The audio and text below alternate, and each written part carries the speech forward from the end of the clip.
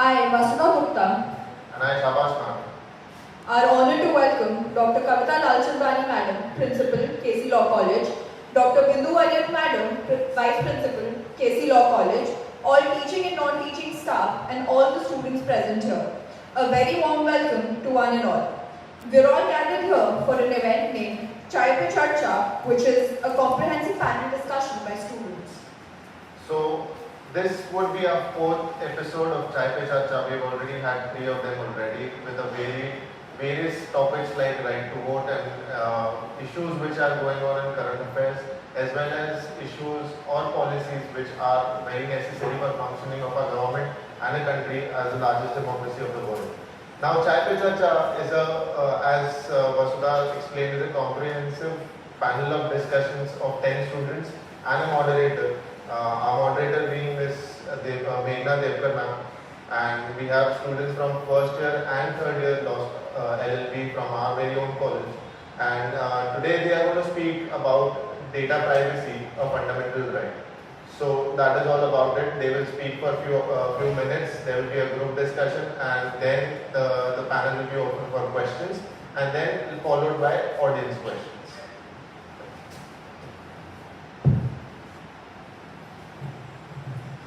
Good morning, everyone. Welcome after 2 years. A pandemic which hit the entire country and the world. We came out of our rooms or our houses, and now we are in public. But that doesn't mean that the pandemic is over. We are here today, again after 2 years, with a new episode on Chai Pe Charcha, episode number 4, on the topic data privacy, a fundamental right. Data privacy, a controversial topic in our country, but ultimately a topic of discussion. Today, here we have the youngsters who are so into their social media rooms always, either posting reels on Instagram or Facebook. But do they understand what they are doing with others' privacy rights?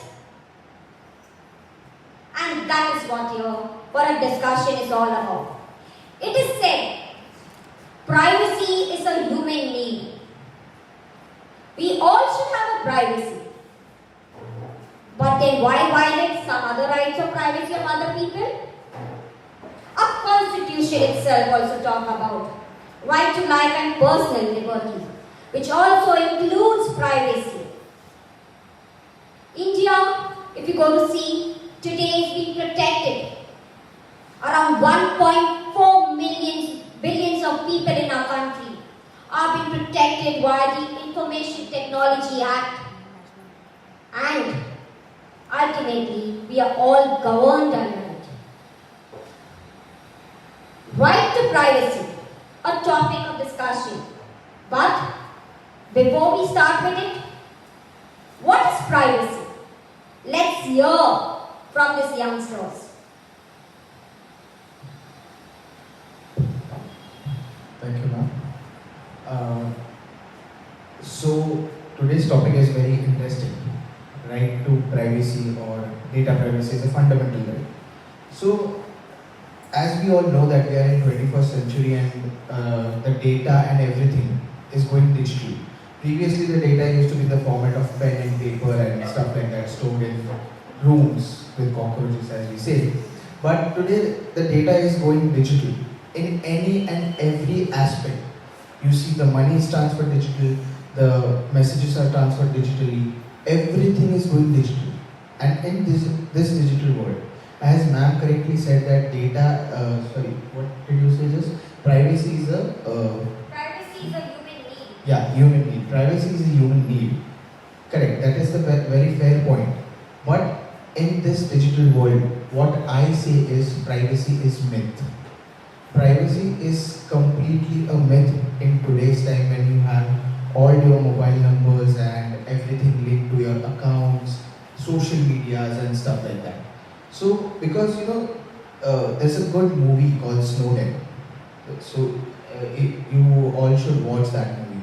So it is based on a scientist, not scientist per se, a computer engineer, software engineer who developed back in America a software to monitor the emails, what emails are gone out, what emails are coming in, and stuff like that. But then when he found out that the American government is using the same emails to track their own citizens and not the outward and inward emails and stuff like that. They are monitoring transactions, they are monitoring things.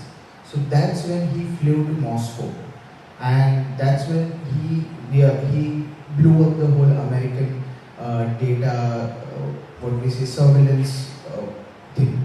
And that's why from that point of time everybody understood that data privacy in digital world is a myth.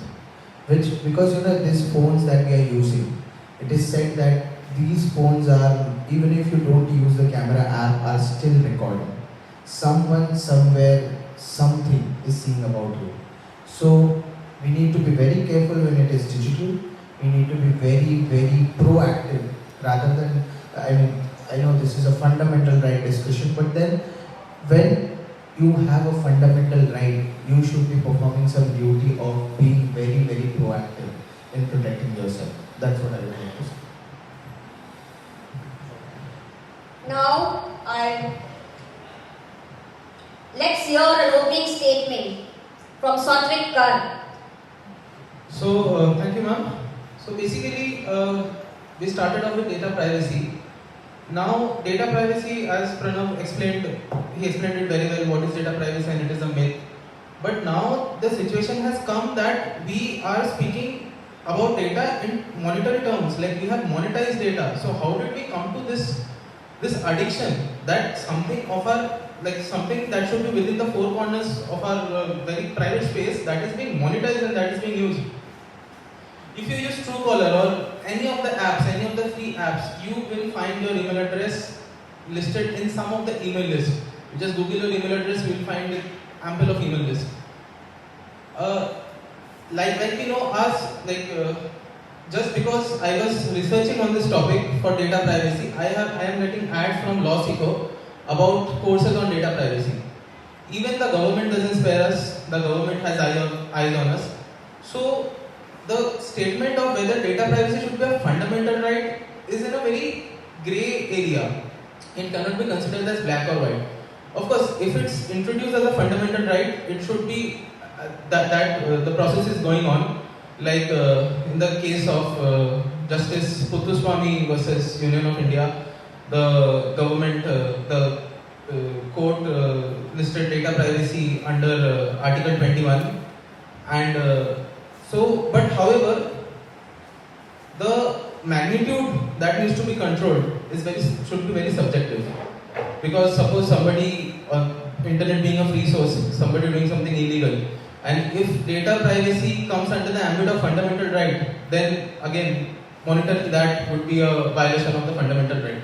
So the government, even though the matter is very subjective, should monitor the kind of data that is being monitored upon, checked upon, and hence the situation should go forward. But the government will surely take care when the bill is being passed. Surely, we don't know, but they are thinking to keep it as a part of a fundamental right itself. So that discussion will happen when we open up to the question hours. Now I request Janna Sani to give an opening statement. So, most of the points on data privacy have been covered, but I would like to speak about data in general. So, from our name to our address to everything is data, and data is now supposed to be the new oil or the new gold, because with the digitalization and use of augmented reality and artificial intelligence, they need data to have some analysis, to get businesses into place, have so data, rightly as he said, is an economic commodity now. So it's a way of earning money. The analytics will help you go ahead in your business or change your strategies, etc. So, from a personal experience, I was talking on the phone, having a conversation with my friend about going for a trip. And immediately after that, I see Facebook ads of make my trip, Ixigo, etc. So someone's is like social listening is happening everywhere, and we have to be vigilant enough to stop those notifications. It's in our hand to stop those notifications, to stop the. Firstly, we take it very like easily that okay, give permission, then I agree. But there is an option of I don't agree. So we have to take that seriously. Yeah. Thank you. Like Meghna ma'am mentioned, the pandemic really solidified in the need of internet, the need of staying connected. So throughout the pandemic, we were talking to each other, we were conducting business meetings on Zoom, Google Meet, Instagram, we were always online. And even shopping groceries, everything was online. And behind that, we left a long trail of our personal data. And the moment we wake up, the first thing that most of us do is scroll our phones. So the moment we wake up, data is being collected. The moment we turn on our phone, even if we are not connected to the internet, like she mentioned, there are allegations that the Facebook and Instagram, everyone is always listening to you, right? So what do we do about that? In the case of Union Justice case for Puttaswamy versus Union of India, the Supreme Court recognized the right of privacy as a fundamental right. But when we talk about right of privacy, we usually mention right of privacy towards our health, our sexuality, etc.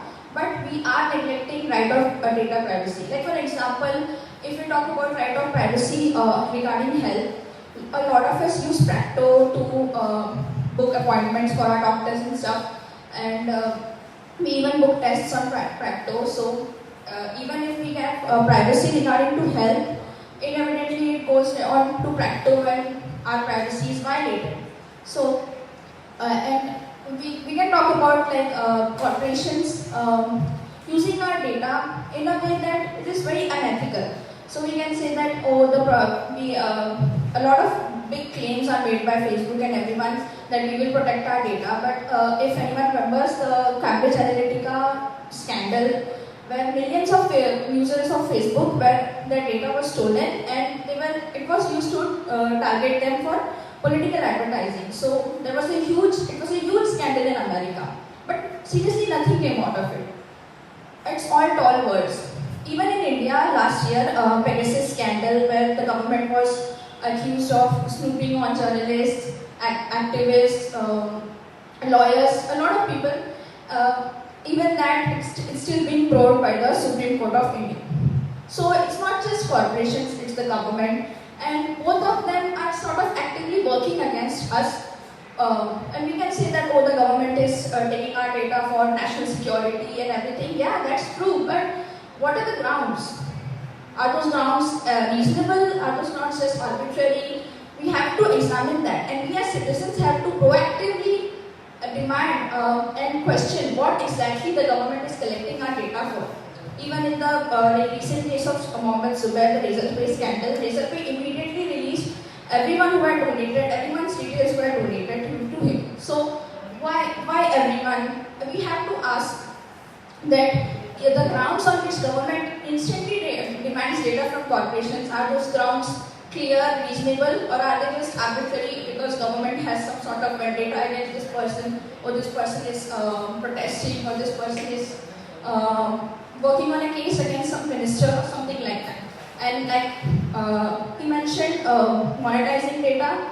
So yes, corporations are monetizing their data every day, and are selling it for like nothing, for mere paltry money. They are selling our data. And even government is not very secure with our data. The Aadhaar leaks, everyone knows about that. Aadhaar information gets leaked regularly. So for me to But that doesn't mean that the data is not secure. It is you who is providing the data. If you are stubborn of not providing the data, then only we can say yes, our data is secure. So for certain implementation of the government policies and everything, data is mandate. If you do not give your data, how will the government implement those policies and regulations? Yes, that is true. I don't deny that at all. But it's not like we can deny our data. We can't deny our data. Like if we go out and we are purchasing something like a chocolate, and there's a Paytm scan thing in front of us. Most of us use that. We have just forgotten using cash now. So we use that. Okay, we use credit cards, we use everything. Digital India is basically our selling point, our government selling point. We are always encouraged to be digital, to be all that. But at the same time, government has to protect us. Government, we have to give our data. But we as citizens really can't do anything if our data is being leaked onto Aadhaar, by other companies. And we can. The only way we can control our data is by not signing up on social media websites. But what about all the financial website, all the internet banking and all that? That's completely unavoidable. And Aadhaar and things like that. So in that terms, the government has to pass the data protection bill. If you look at how European Union has taken steps. If you go to a website from Europe, they will ask you if you want their cookies or not. If you deny it, they won't track you. Small steps like that can take a huge, take us forward. Ms. Harleen, please conclude your opening statement so that somebody else we can open the statement up. Okay. So to conclude, and my opinion is that the government should take steps in order to protect our data. Now let's hear from a political science student of SIES College, now a student of KC Law College, on data privacy. Jai Shri Lala. Thank you, Meghna. Talking about health, which my colleague Harleen mentioned, we all had to sign up on the COVID app to get vaccinated. If the government will not implement the policy what Meghna mentioned, it is very difficult to give account as to who is vaccinated and who is not vaccinated. And it is very hard in today's times to be let alone. An eminent jurist said that privacy needs to be let alone. Can you be alone in today's times? No. It is almost next to impossible to be alone. Also, we should credit Aristotle because he spoke about two kinds of data, which is public and private. Public data is what we are doing it with everyone, and private data is with the family and domestic life, and we have a control over it. So it is our responsibility as well to take consent. Normally we do not take consent. When we meet two friends, if I meet my colleague Harleen, I will not take a consent on posting an Instagram story. I will just post it. Until and unless we talk about consent, data privacy cannot come into picture. Also privacy, she mentioned about the government. Government's first responsibility is the nation's national security. If you remember, during the pandemic, some 36 Chinese apps were banned. Why it was banned? So that the citizens could be secure. Yes, government is playing a dominant role, but we as citizens also have to be careful as to give what data, to give what not data, so that besides the government, we should also take mandatory steps. I feel that. And also talking about the right to let alone, there was this case called S. Rajagopal versus the state of Tamil Nadu, with the right to be let alone came into picture. It is also famously known as the Auto Shankar case, where the prisoner wanted to write his autobiography, and the prison officials did not permit him to do so. But finally the court ruled out that yes, he can publish, but his personal data, like relating to his life, cannot be put into public domain. So yes, government is definitely taking steps, I do feel, and I'm sorry I'm continuing on that. Thank you. So let's hear from Ms. Ruti Rao. What's her view on data privacy, a fundamental right? So as we are discussing the topic which is data privacy, a fundamental right, I would like to first address the historical, how data privacy came into being highlighted in our country. So data protection as a privacy was highlighted in the case of Justice Puttaswamy versus Union of India, that is 2017 judgment, whereby in the case it was addressed that two rights were mentioned, which were under Article 21 of Indian Constitution. So the A is right to privacy and B is right to be forgotten. So in my opinion, I believe that these two rights just go hand in hand. To be in a summarized manner, right to privacy is where an individual gets the right to decide upon the degree of confidentiality he wants to be maintained or to be disclosed. In other terms, it could be data privacy is where it focuses on the usage and process of data. Coming to the second, which is right to be forgotten. This right, whenever any data has been leaked, it's about the after effect. When the data has been leaked without the consent or permission or both of the individual does get the right to get the data leaked from the platform to be withdrawn or otherwise deleted as well from the source itself. So, as we are discussing, the same question arises: what's the importance of data privacy and why does India need data protection law? So, amid the proliferation of the computers and internet, every individual is consuming internet in one or the other form. So, they are providing a lot of data to the companies, and companies are collecting all of data and providing back with personalized advertisement. And so, yes, now what happened basically, companies started to take all these data sets of those consumers of data without their permission, and later which they declined to take the responsibility. So I believe when we emphasize on data protection of data privacy, it will come to the picture that the companies will be held responsible and liable for the act or the data which was being leaked.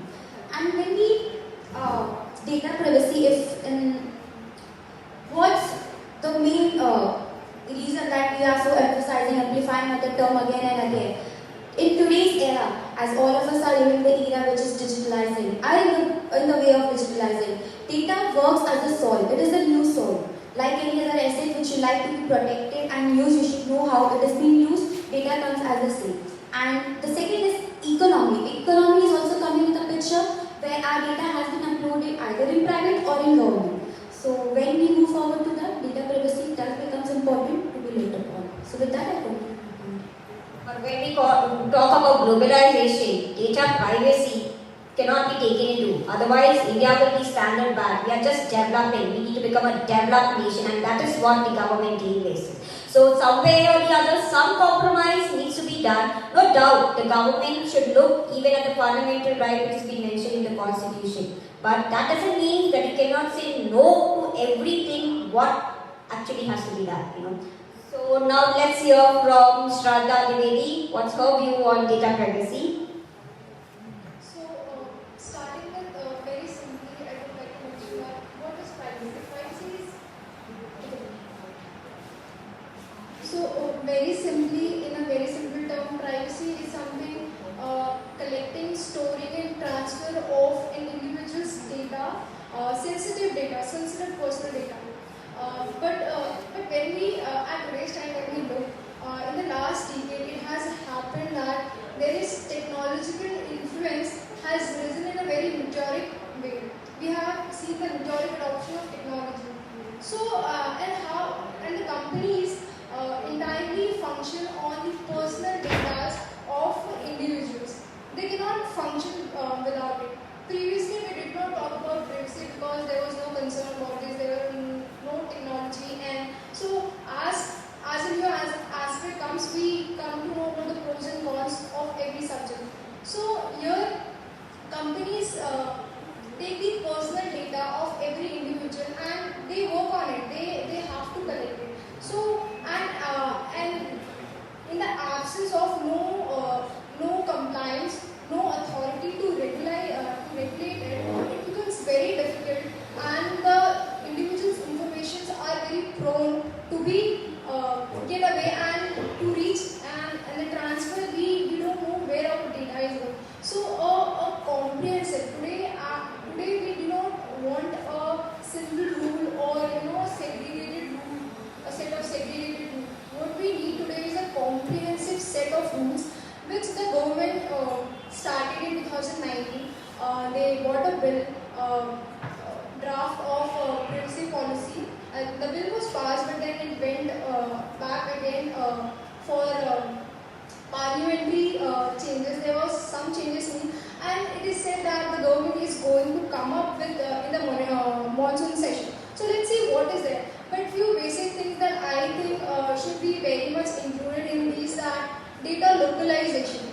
That a company, the data from where it has originated, it should be in that country only. That I think this is a very important thing. Already, I think when I was reading about this draft, I saw that it has mentioned that the companies who want, abroad the companies who want these information, they have to take special consent of the people, and it has been permitted in the bill. It has given, the government has given this right to the citizen. So I think this has to be included in it. And one more thing that one of our colleagues mentioned about the right to be forgotten. But I would defer to a point that that the case which she talked about was about where the Madras court had said that the national security is above. So it was dismissed.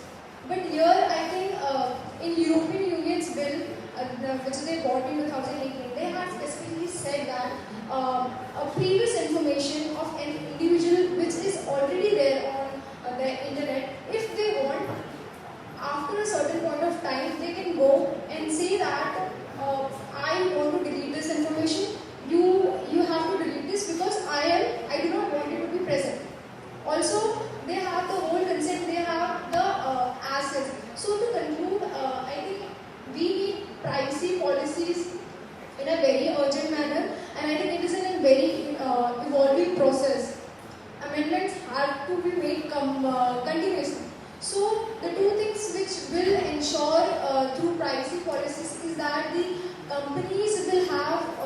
companies will be more restricted and have work in a controlled manner, and along with the second is that the individual person whose data is being taken, they can have control and access on their data or where it is going. So that is the point that I want to make.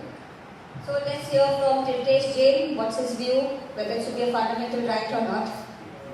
So, did you guys know that India has around 450 million internet users, and it is growing year by year at a pace of 7 to 8%.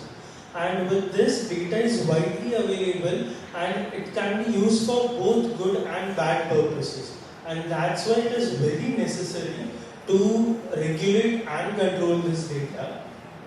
I heard a few guys telling that they see the ads of things that they talk about. Did you ever question why it is so? I would just like to give a solution for that. Whenever we install an app, we blindly click on permissions, giving them permissions to access to our microphone, which is basically the reason why the companies can collect big data and hence advertise those targets to us. If you guys go home and deny the permission for them to access to your microphone, I bet you guys won't see those same annoying ads again. And that's why it is very necessary to regulate the data, and hence the data protection bill, which was introduced in the year 2019, speaks about 3 approaches through which they are aimed to regulate the bill. Firstly being the command and control approach. Second, the self-regulation approach. Third, the co-regulation approach. An individual has various rights regarding to his data and access to data, and hence it is very necessary to control the data. In the United States of America, they do not have a comprehensive set of rules, and the data for government as well as private entities is regulated in a very different manner.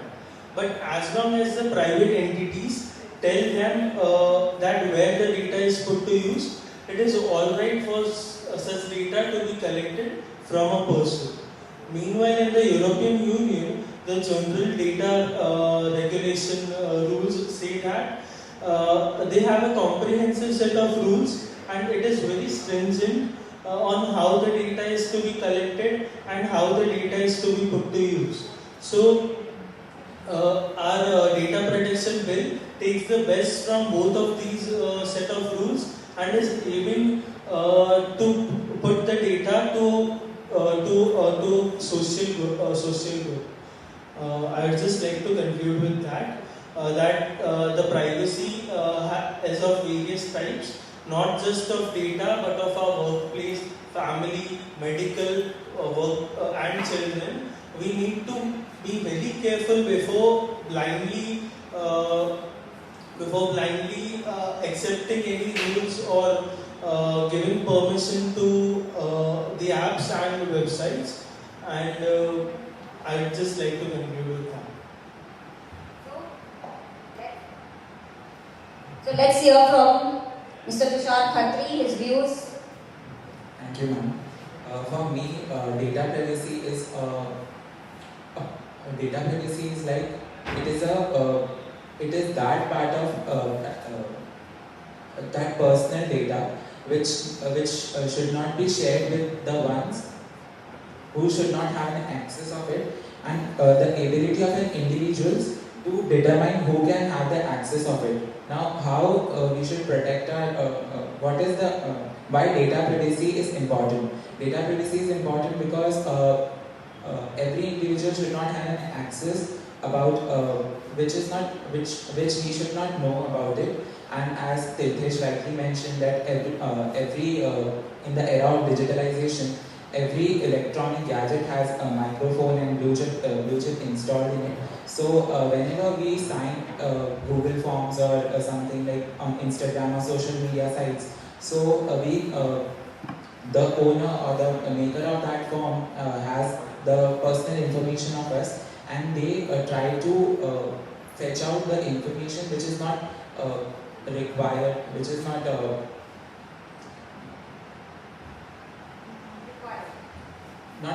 required, but which is not necessary for that.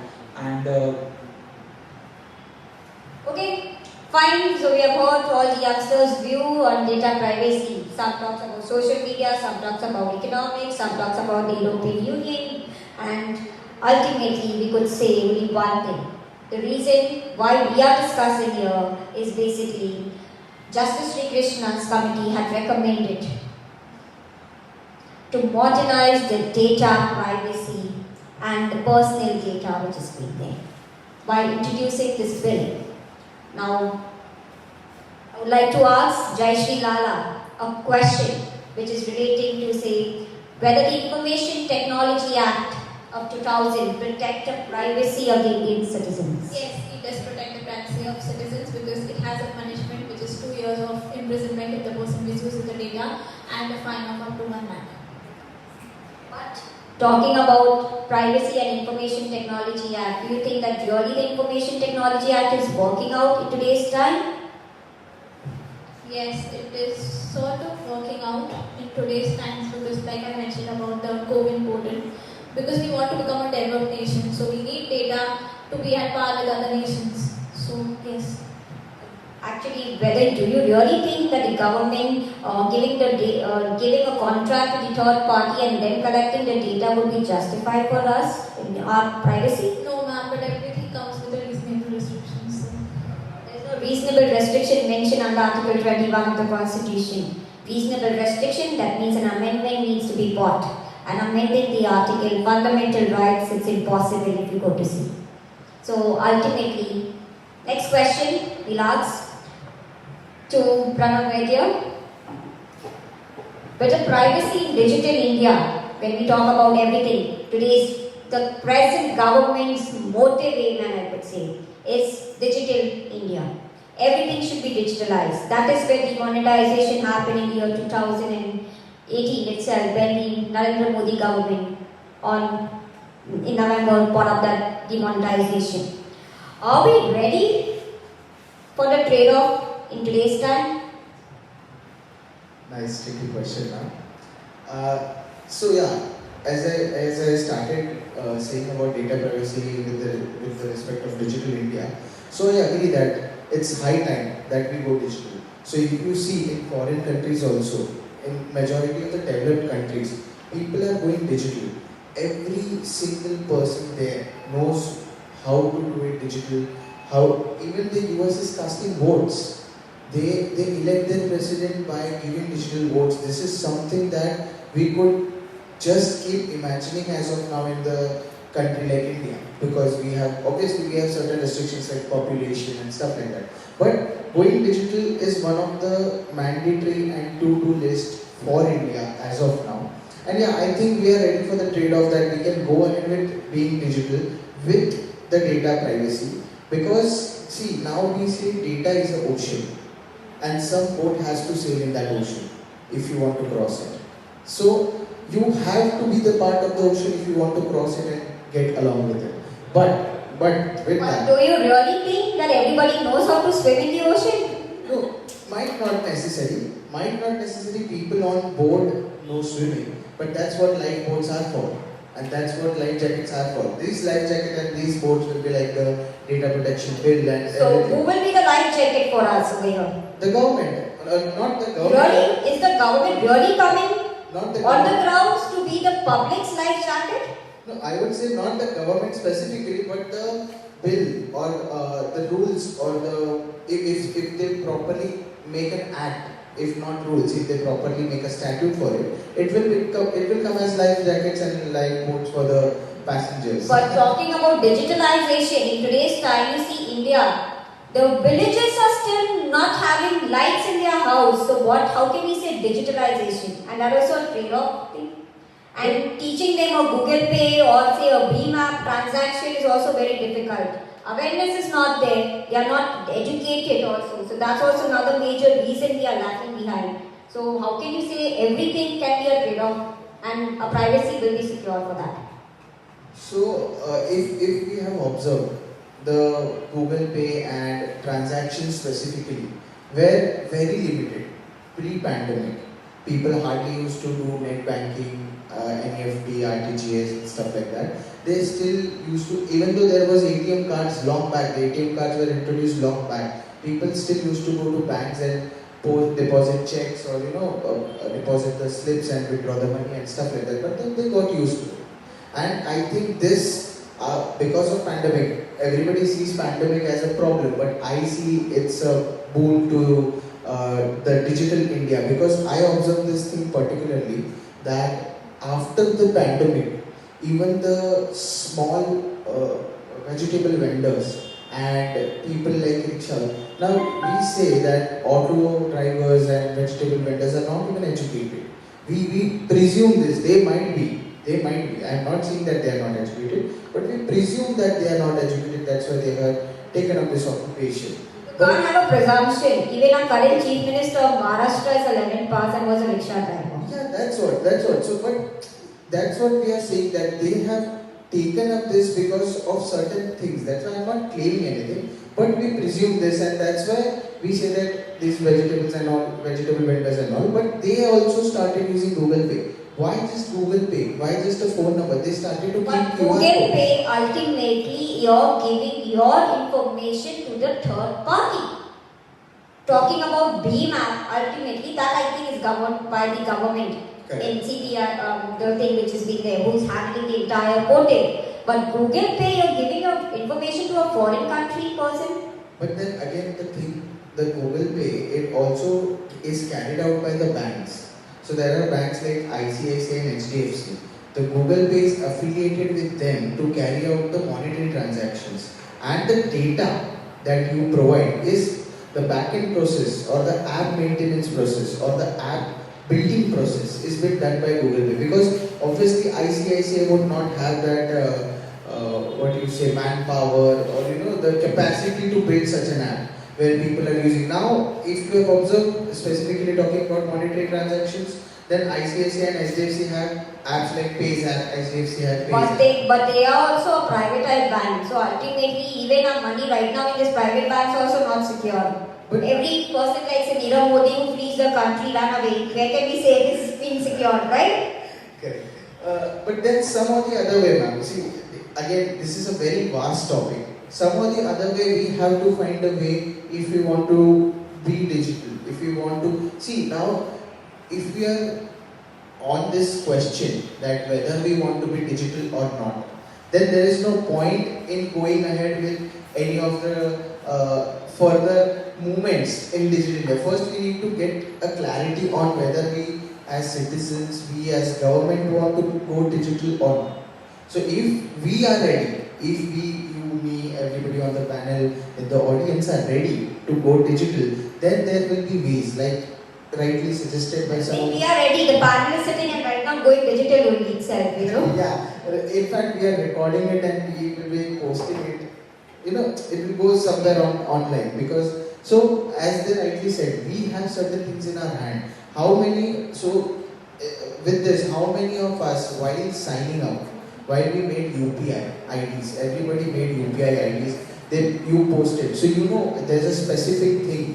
When you register on Google Pay, it automatically sends an SMS to your bank to verify your account. How many of you did even read that message? I have read it. So, but that message is practically not readable to human.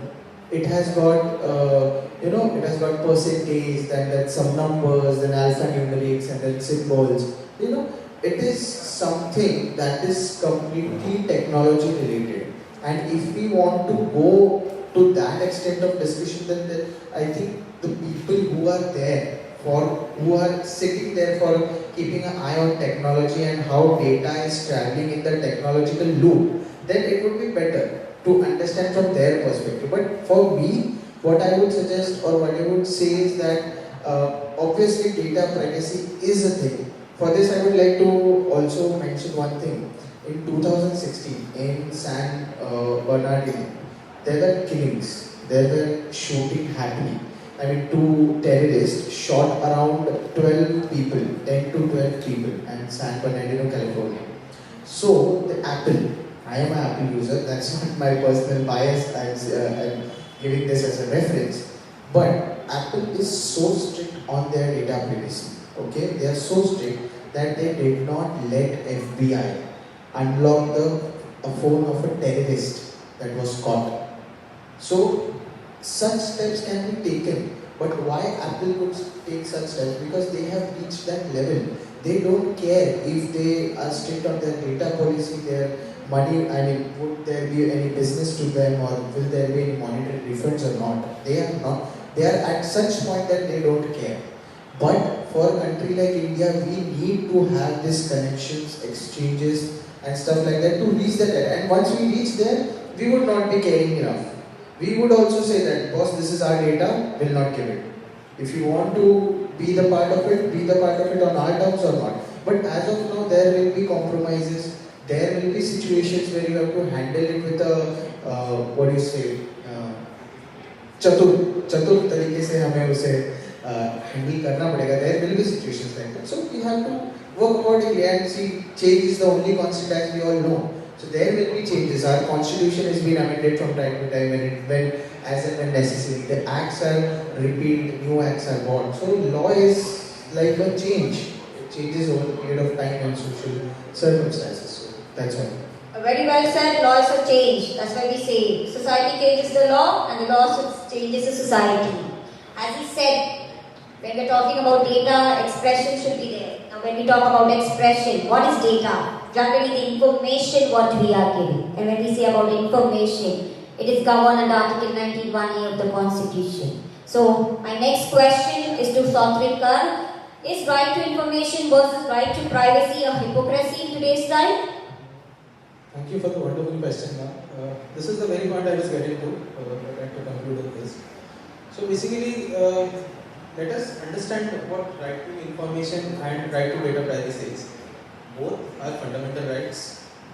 Now, right to information deals with if there is a malfunction on the part of government or by any part of authority where rights of a citizen has been infringed.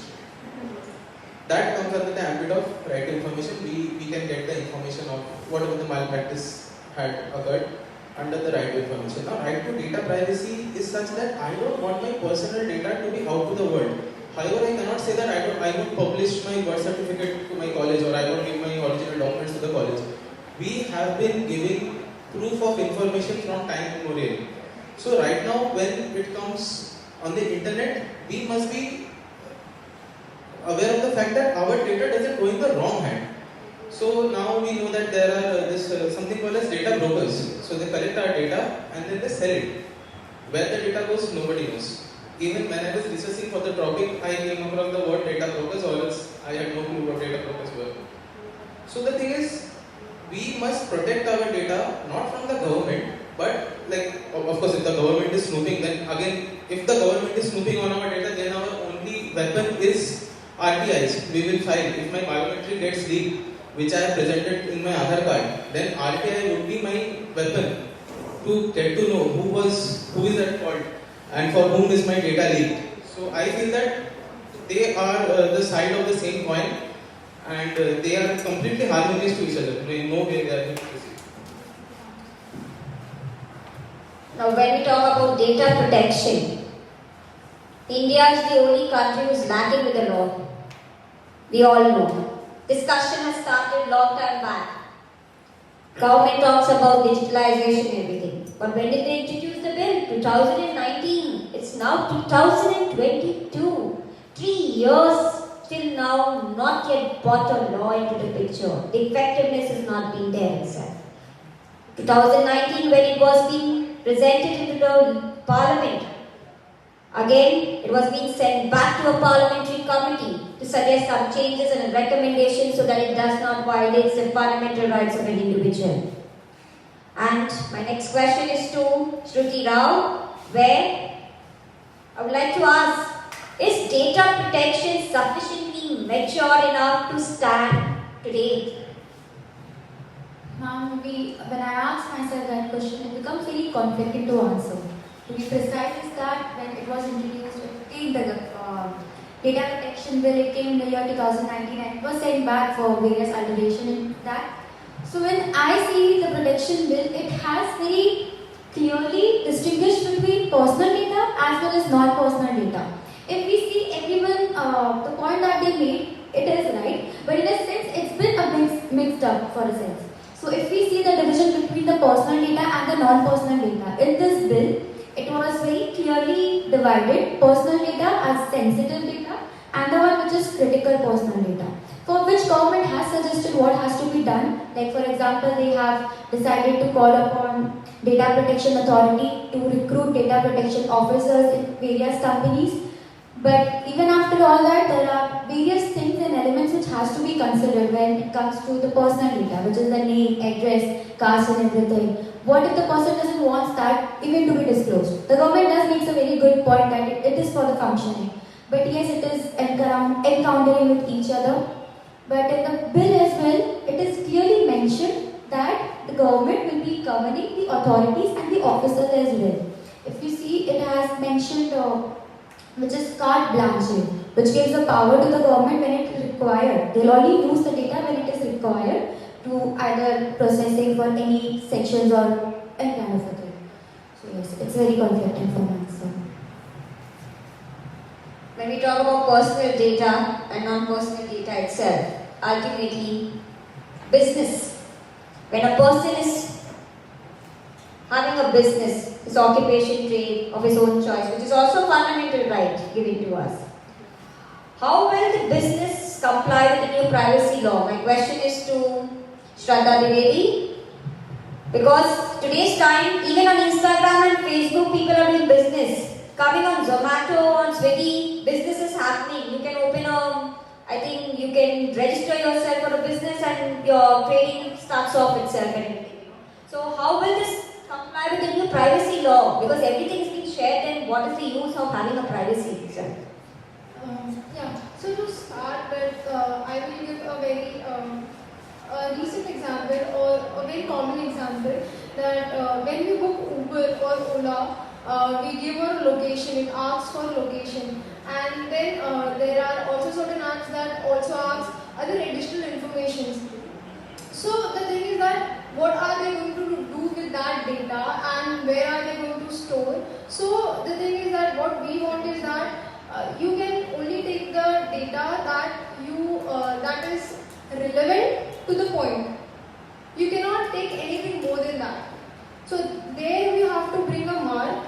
And regarding the companies, how the business have to comply with it, as we see the different laws coming around the world, and also the bill which India is going to introduce. So here when I went through all those things, so these all things became clear that the coming time it is also going to be very difficult for the companies as well. Why so?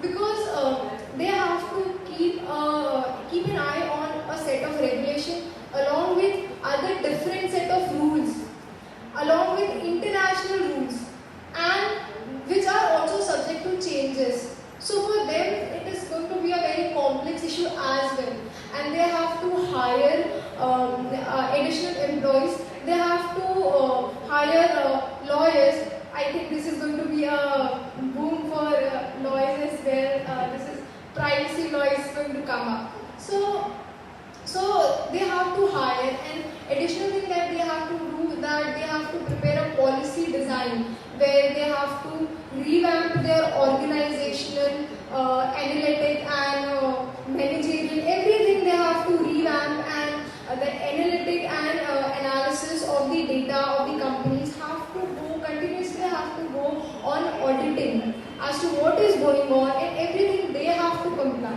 Additionally, so all these things, plus people have the right to go for grievances, and the companies now don't have a chance or to do something of their own mind, because if they are not complying with these rules, they are going to lose the trust of the people, and they have to face the penalties. The European Union also, the laws which came in America, in different states, which is coming in India as well. Every bill, every law has defined set of penalties and the redressal system. So companies have to follow it. They don't have a way out. So it is going to be difficult for them also. They have to make their system in a very streamlined way so that they can work in a proper way, and which could be long term and in an effective way, and which will also have transparency. Ultimately, you need to channelize the entire system in a very proper way itself and everything, no? Yeah. So, coming to channelizing the entire thing, that means society will also get affected somewhere or the other, some part of it. So, my next question is to Tirdesh Jain. Are we giving up data protection for social good? Definitely yes, because everywhere we walk, we give up our data, right? And data, as there's more focus on data being used for bad purposes rather than data being used for good purposes. So I guess almost all of you must have registered on the CoWIN app, right? So the government has used the data on the CoWIN app so that they know how many people have been vaccinated and how many people are yet to be vaccinated, and hence the government can make policies or rules and regulations regarding what to do next. But do you think the government which collected that data based on the Aadhaar card is a proper data? Because anybody in a country can also have an Aadhaar card. So, would it be justified that the data which the government is presently giving relating to your right to health, relating to your COVID, your vaccination thing of in the pandemic period, is it proper? Because your Aadhaar card itself is another issue, I would say. And that is where Justice K.S. Puttaswamy's judgment came up that privacy should be protected over everybody, I would say, everything, So, your Aadhaar data, I may have 2 Aadhaar cards also, right? You can do it. But then, what would be the justification on that part? But India as a country is very huge, right? So just imagine if you had to stand in a line in order to get vaccinated, it must have been very hectic and troubling for people. In 2018, demonetization happened, and people had to stay in news lines. Many people faced many health issues. Few cases where people died. So just imagine if we had to stand in such a huge line from 6 o'clock in the morning to get vaccinated. People would have faced so many troubles and problems, rather than giving us a preferred time slot in order to get vaccinated. Government this is very good on the part of the government that they framed the app or the site in such a manner that it became very good for the people to get vaccinated. It may be convenient for that, but putting your Aadhaar details just because, don't you think the government itself has violated the case which was found in judgment itself in that? Because Aadhaar should not be made mandatory. We are putting our Aadhaar details into it, where now Aadhaar is not a mandatory document itself to give it. The government could have asked some other document or some other related to it, where we could actually, it would be better for this thing. We're talking for a passport, no doubt.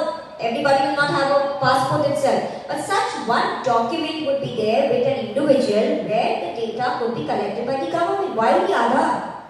Because the Aadhaar possesses all of an individual's data. But the government has itself said that Aadhaar, if you see, it states that Mera Aadhaar, Meri. Why only Aadhaar and not any other document? The main reason is that Aadhaar also states that Mera Aadhaar, Meri Pehchan. So, and almost everyone in our country has Aadhaar. You know, it's not passport, not everyone has. PAN card, not everyone would have had that. But Aadhaar, almost everyone has that, and it is very crucial in order to identify the people.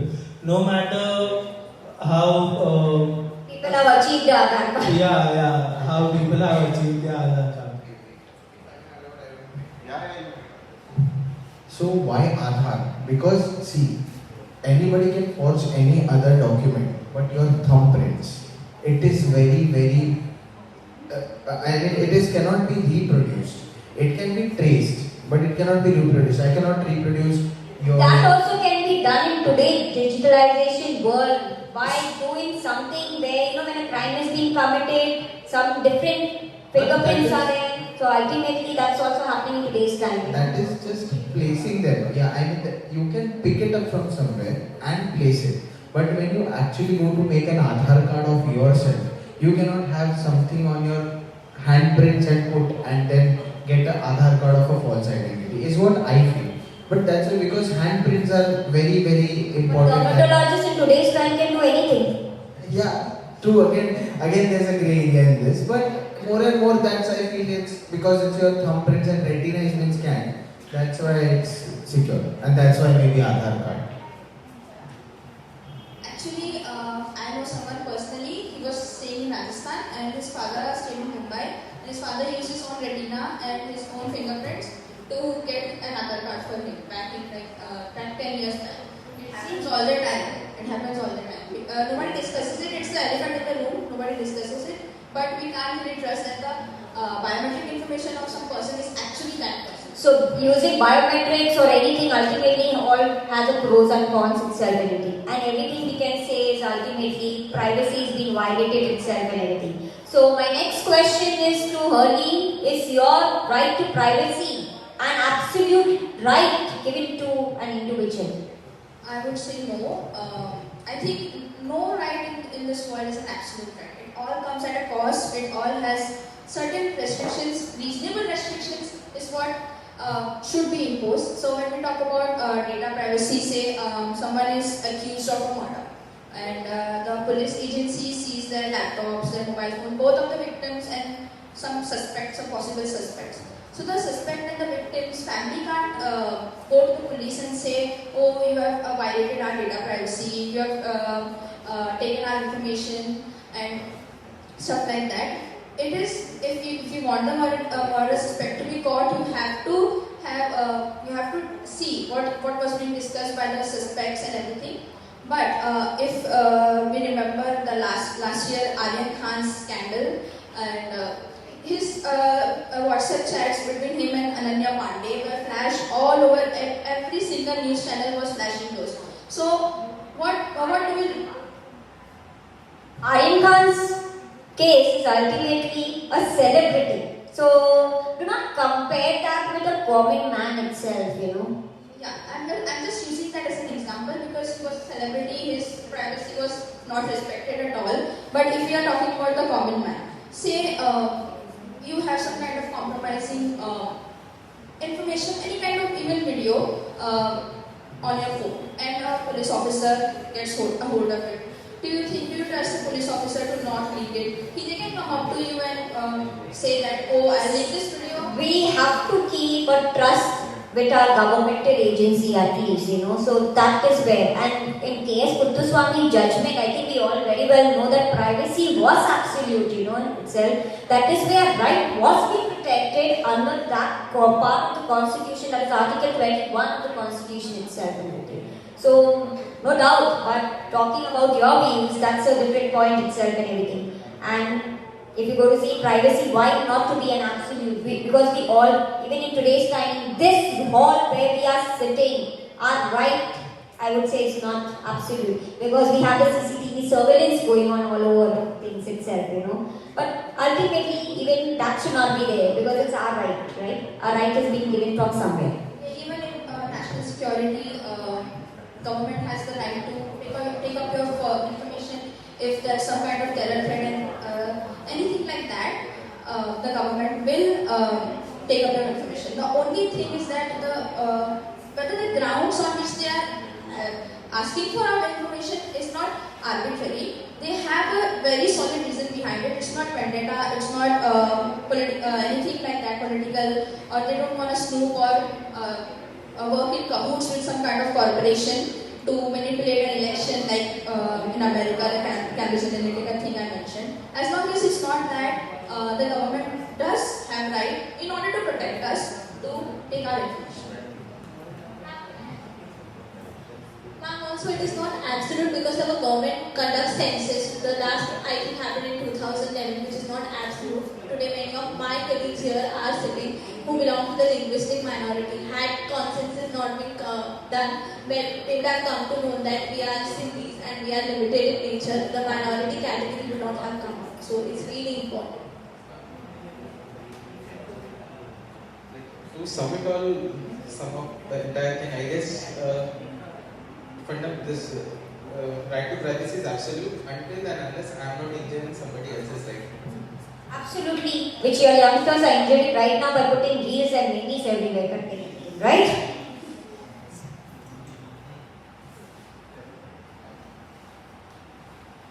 When we say that we want to be protected or we want to be private, so how can you be private when you are posting where you are going? Right? That is what I'm saying. So this topic is very subjective. When we put the word government in it, we that are is where we against. say it's a controversial topic of discussion itself. I'd just like to add on, if I go to Zomato and I order something and I tell I want to furnish you with my address, then what is the whole point? So, like when you question Aadhaar, what better document than Aadhaar? What better document than Aadhaar where it has my own retina scan, own fingerprints, and I could be I could have done a murder, committed a murder, and I could be sitting here. The crime has not yet been caught. When I will be caught, I will face the music of the law. So that is how, in this example, if I furnish somebody else's, like my biometric as somebody else's, the day when I will be caught, I will be punished accordingly. But, yeah. Yes, Ms. Shraddha, you want to say anything?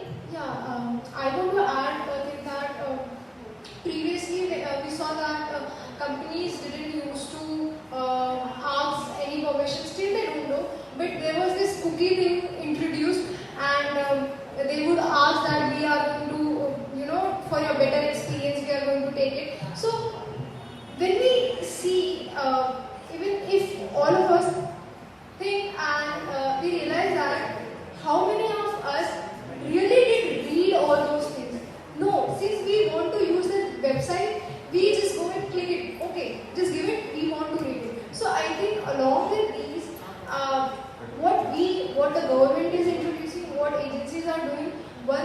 also important that the citizens are being made aware and are being made empowered about their privacy. Then only the government will also be restricted to use to the extent that where they have to use it.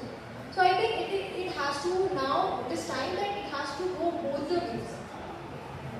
Okay, with this, I think with my youngsters, I have discussed the entire thing. Now, from the audience, is there any questions which you would like to ask? Hello everyone. My question is a brief one. How do you think government should strike a balance between someone's right to data privacy and someone's right to get that information? Or do you think that they should work in consonance? Talking on this, whether about right to information and data privacy, I think Swatrika had really answered it, but I give a balancing view on that. That right to privacy also includes your freedom of information. So it has to be hand in hand. Article 91A should go in hand with Article 21 of the Constitution itself. That is when we say Article 14, 19 and 21 is a golden triangle into our Constitution, and that was being laid down in Maneka Gandhi versus the Union of India's case itself, So today's time also the government is trying to balance your information and your privacy by introduction of this new bill which is going to come up itself and everything, With this, we have done a hearty discussion, I would say, on a controversial topic. Views from youngsters, listening from youngsters was excellent, I would say. Privacy versus your fundamental right. A balanced view. But now, we expect the government to give us a balanced law. We are ready to give away our privacy for the betterment of the society. But it's the time the government should also think that they have a balanced law. So let's see what is the monsoon session going to pick up whether we are going to go into the ocean or whether we'll be in the air, flying. And whether the government will be our life savior. So thank you everybody for this wonderful discussion. See you next time in the next episode, the next month. Episode number 5 of Chai Pe Charcha. But wait and watch.